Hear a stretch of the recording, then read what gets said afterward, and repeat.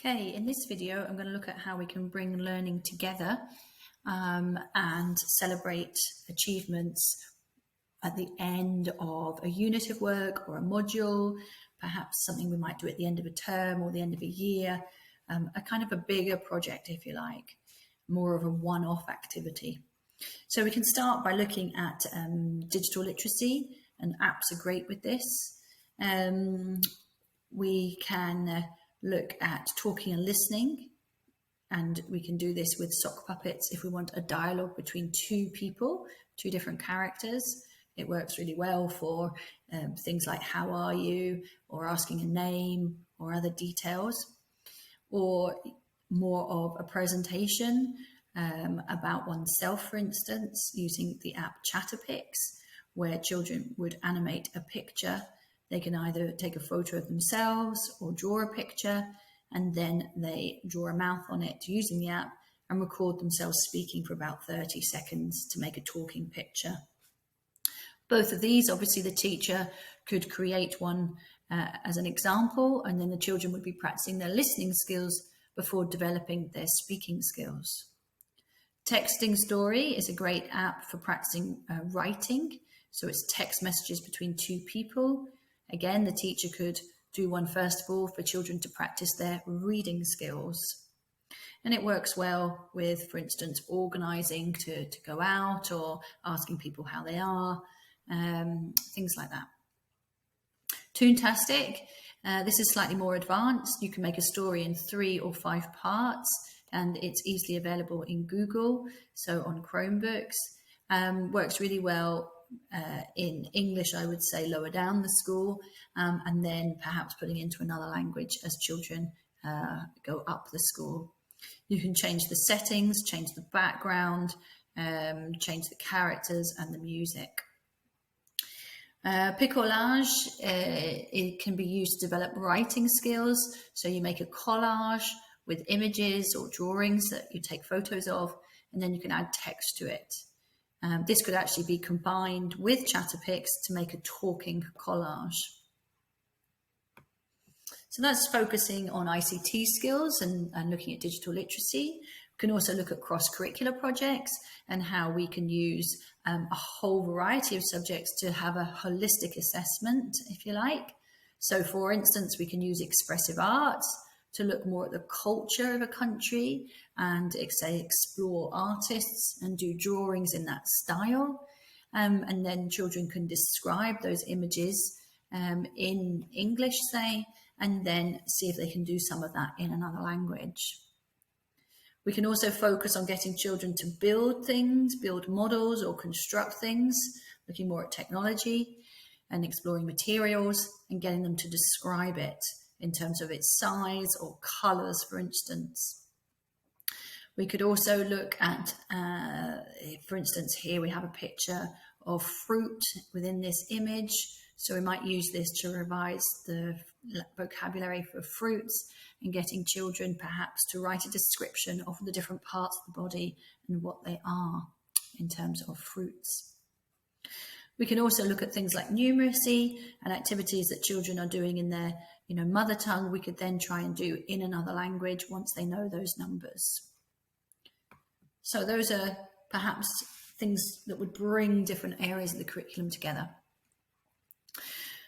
So other sort of one-off projects might be transition projects at key points. It might be nursery to P1, it might be P7 to S1, or it could be at the end of a year or at the end of a level. You can have a wee project potentially that would celebrate the learning covered that year and that could be passed to the teacher for the next year, and they can see where the learners are at in their learning.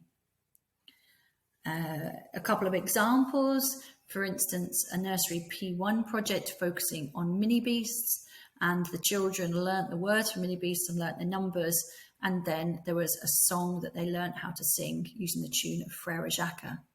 So, une abeille,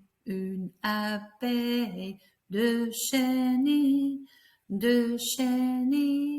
trois papillons, quatre araignées. So the children obviously could be assessed on their speaking skills. It could be a way of celebrating what they know in terms of can they hear words and tell you what words are coming up. You could take pictures away and just show the words away and just show the pictures. So there's lots you could do with it. All About Me is a great topic for throughout the school, really, but particularly at P7, and children can put together a wee presentation about themselves. There's lots of resources on Power Language Schools if you're using that. If you look in resources in secondary, there are transition resources for primary, Spanish and French. Other activities might be an assembly, where children share what they know in terms of the culture of a country, or it might be that they could perform and share something they've been learning, whether that be a song, whether it be a role play activity or a dialogue, or again, wee presentations. You could have an open morning or afternoon for parents and theme it around something like a cafe where children are practicing their language, either in a performance style to the parents or with the parents. It could also be an opportunity to raise some money or make it into an enterprise activity as well, where the children perhaps are trying to sell things themselves. And if you click on this image, you'll see some resources to help you with that. If you are having something like an open morning, you can have a nice display on your wall of activities that the children have done in French. And this then could also be extended if you wanted to have a French across the curriculum, for instance. And you could focus on a particular landmark, and the children could think about how they might represent that visually, such as the Eiffel Tower here. They might use different materials. They might look at it from a technology point of view or an expressive arts point of view. So there's lots that you could do if you were going to have a day about France, for instance, using different areas of the curriculum. You could also tie languages into different events that are going on through the year and celebrate what children know by just doing something at different times of the year to mark languages, whether that be European Day of Languages, and there are a ton of resources on the website here if you click the image, whether it be winter and Christmas. There's a lovely little ebook here with different activities that you could do for the 24 days of Advent. Or Languages Week Scotland, and there are 5 different activities here, one for each day of the week in February. It might be that you would create your own activities with a quiz for learners to do, or just share their learning with others in the school at that particular time of the year. So if you want to know a wee bit more, I've just put some further reading here for you, some key documents nationally which are worth having a look at, and a few websites with different videos which show different activities that you could do and show progression, and also a link to an online assessment tool, which again would be a way of bringing language together. It's not linked to a particular program of work, which is great, and it's available in different languages. And it's a game really that children work their way through. So each child is working individually at their own level, and great for upper primary and good fun too. So have a go, try and think outside the box. You might want to mix and match with some activities through the week, to give you some feedback and celebrate what learners are doing and help you plan next steps. And you might also like to do some slightly bigger projects at some point to more formally have an idea of where your learners are at.